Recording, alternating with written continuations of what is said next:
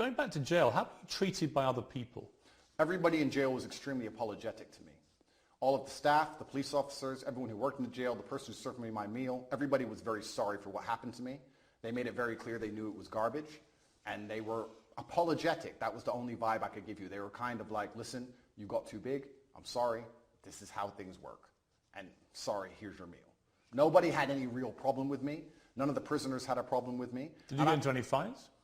There was a couple scenarios where violence could have occurred, but I think once people realize that violence is a certainty and that you do not operate under a fearful realm, they often aren't so interested. So people threatened you? I wouldn't say they threatened me, but they would have liked to have got the opportunity to threaten me. And what happened? And they realized that would have been a bad decision. And all in all... Well, what did you say to them? Because you don't speak Romanian, so... I didn't, you're right. I actually used a quote from Street Fighter. I said, I quoted Dowson, and I said, they do not understand the secrets of yoga fire, because I knew they had no idea what I was talking about.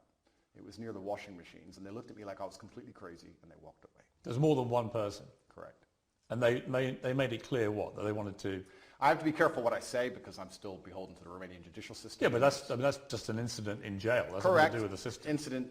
An incident report was written, and it's better I don't mention it. But there was a direct threat to you. I've had threats, yeah, and I have threats every single day of my life, and I think jail is a hyper-pressurized version of reality, and you need to have an extremely strong mind so you don't attack yourself, and an extremely strong body so others don't attack you.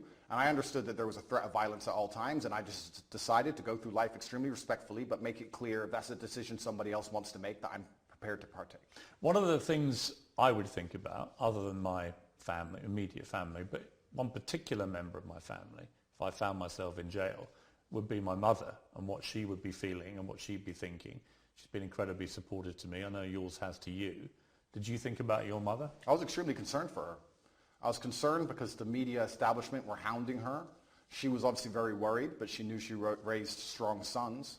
But we're her number one protectors, and I was concerned for her. I wasn't concerned for myself in jail. I didn't even suffer in jail as much as I did when I got out. I didn't have nightmares in jail. I had nightmares once I left jail.